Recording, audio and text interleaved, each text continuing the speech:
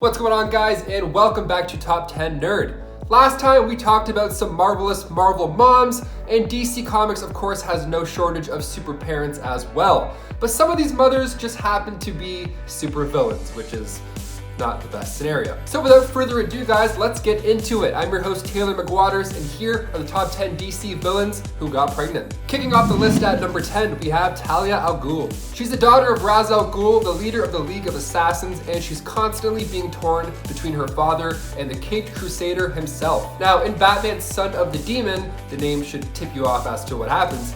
By the end of the story, Talia ended up giving birth to a child, and Batman was the father. Meet Damian Wayne. He was perfect. I mean, genetically speaking, of course. He was born from an artificial womb, and he was supposed to join the League of Assassins and be a great warrior. That was the plan. You know, having a powerful skill set in martial arts before he was even a teenager, Talia al Ghul explained who he was and left him with his father, Batman. Now, she was hoping that this would cause problems for Bruce Wayne and that this would disrupt Batman's work. You know, getting the little one to spy on Batman and stir up some drama with Tim Drake in the meantime. He was actually quite eager to replace Tim Drake as Batman's wingman.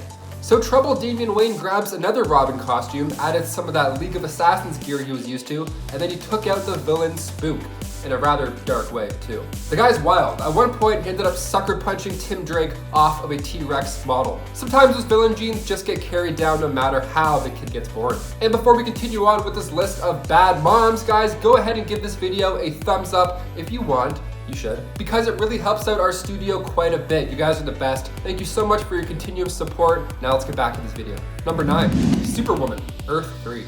She made her comic book debut not too long ago in Justice League Volume 2, Issue 23. Lois Lane of Earth 3, that is an Amazon native and a member of the crime syndicate. Now, she was in a relationship with her teammate Ultraman, but that relationship was pretty toxic. So she veered off and had an affair with another teammate, Owlman. And then she also had another affair, but this time with Alexander Luthor. So she had this handy little tool that helped her get all these side romances in the works. She had the lasso of submission, which enslaves others to her will. So it was only a matter of time before she got pregnant with one of these guys. Now, supposedly, the child was Ultraman's. But, she told Owlman that it was his. She was manipulating both men. Her plan was much deeper though. When the Injustice League had attacked, they freed the prisoner Mazaz, who Superman then revealed was the true father all along. So yeah, she manipulated the Syndicate into bringing him back as a prisoner, where she helped him go against Black Adam and Bizarro. And honestly, this whole love triangle, or love hexagon, is definitely Bizarro. That's the word I would use for it. Number 8, Catwoman. Selina Kyle first appeared in comics way back in 1940 in Batman issue 1. She's had a pretty on and off complicated relationship with Batman, so it was just a matter of time before the two got really close. In Huntress issue 1, the Huntress of course is introduced as Helena Bartolini, but there was another Huntress in the comics as well, and she was the daughter of Bruce and Selina. She was introduced to readers in Huntress volume 3, issue 1. Now, this all happened on Earth 2 as well. See, Helena is a lawyer for Cranston, Grayson, and Wayne, but the daughter of Batman and Catwoman. So she's got a few tricks up her sleeve as well. When she was only 19 years old, her mother, who used to be Catwoman, passed away in a tragic mishap, no thanks to this henchman named Silky Cernak. He was the reason behind a photo that came up, and it showed Selina Kyle as Catwoman attacking a police officer. So of course Helena was pretty upset, and she wanted to get even. They're making her mom look bad. So she took a page out of her parents' book and became the Huntress. Now, she went after Silky Smooth Cernak and then got him arrested, and her mother wasn't even as bad as she thought, because the photo, it was tampered with. It wasn't even a legit photo. But she ended up keeping the suit and attitude, and eventually wound up on the Justice Society of America. And also, recently this year, readers got their first look at Jim Lee's variant cover for Batman and Catwoman issue 4, where Helena Wayne stands front and center, and in this version, she looks really, really cool. If you haven't been reading that run, you're missing out. Number 7, Lady Shiva. She's been known as a villain and a hero since her first debut in Richard Dragon Kung Fu Fighter issue 5. Now, Lady Shiva and the assassin David Kane did have a child named Cassandra Kane, who was the 4th Batgirl. She also had another child as well in another comic, which I'll explain a little later on in this list. So she made her first debut in Batman issue 567, called The Mark of Cain. When Lady Shiva had her, she was born with the intention to serve as a bodyguard for Ra's al Ghul. Her father, of course, trained her as a child, so she wasn't taught to speak though, that's the thing. He would instead use actions to communicate with young Cassandra. That, and they cut her off from the outside world, only exposing her to the things that she needs only when necessary. So not the most fun childhood, that's for sure. So what ended up happening is that part of the brain that registers speech and language processing was instead being used to read other people's body language, like super well. So this made her a great fighter. She could predict the moves that somebody was gonna do before she did them. Number 6, Ursa. She was a Kryptonian military officer who was loyal to General Zod. But of course she was banished to the Phantom Zone with him, and then in there, they conceived a child. That child's name was Lord Zod. They conceived him in the Phantom Zone until he arrived by pod to Earth.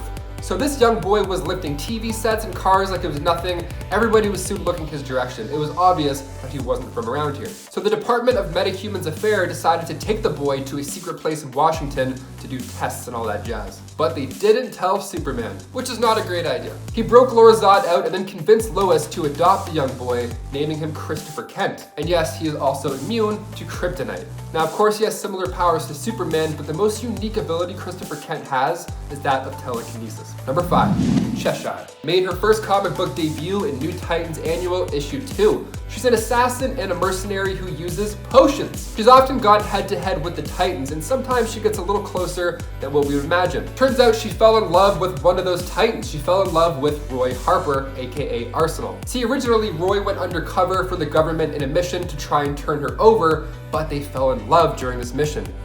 Classic. So he knew there was no way he could turn her in, so he just left. He just called it off. So Jade didn't know his true identity until years later, but after their romance took off, their daughter Leon was welcomed to the world with Roy raising her. See, sometimes it ends up okay, sometimes it's weird, sometimes it's okay. This next one though is pretty weird. Number 4, Orca. This next one takes place in the Injustice Elseworld series, where Killer Croc and Orca are actually married. Yeah, it's nice when it starts with the two of them being together already. Like, no one has to go to jail, no one's getting broken out, no one's conceiving children in the Phantom Zone. It's nice, it's fun. It's weird, but it's fine, at least in terms of villains. Now, in Injustice 2, issue 42, Orca walks in, simply announces that she's pregnant, and then a nice spit take is the first response. And then Killer Croc stands up and he's like, well, I should probably go. And then everyone's like, I have so many questions, but if you ask questions, Killer Croc will not answer them. He'll instead put your head through a wall. So keep those thoughts to yourself, my friend. That child would be quite the unit. I mean, Orca mixed with Killer Croc, I would never want to bump into this family in any parking lot ever. That sounds like a nightmare. They're cute though, they're happy. Number 3, Lady Shiva.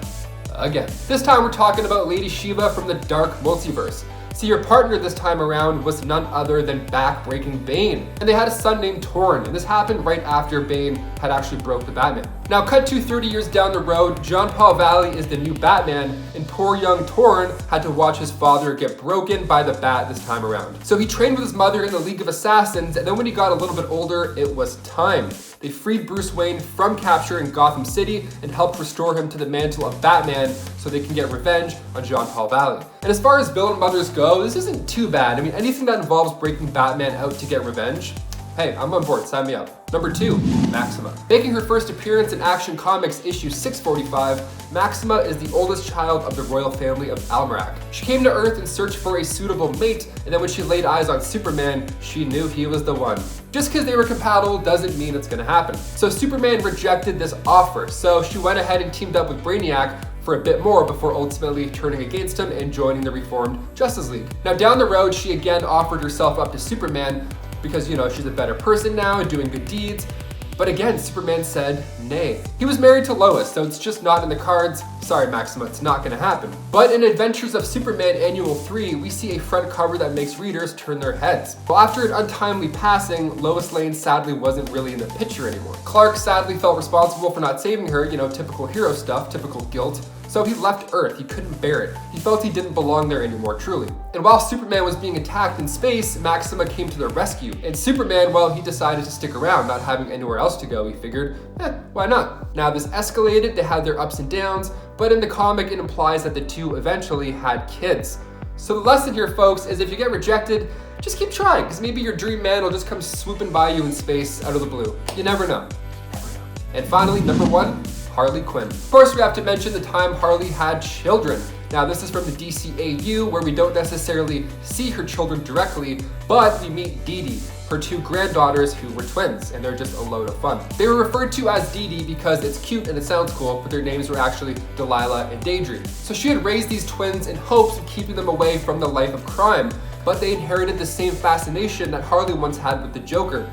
so this was easier said than done. They both ended up joining his gang when they were just teenagers. Honestly, anything that has to do with twins is just so fun to watch. Even if they're evil, I'm like, yeah, you guys look like you're coordinated, you're wearing the same thing, it's great. Well guys, there you have it. Which of these DC villains would you pick as your mother? If you had to pick one, let us know in the comments down below. I'm excited to see what you guys come up with. Honestly, having Harley Quinn as a grandmother, that sounds fun.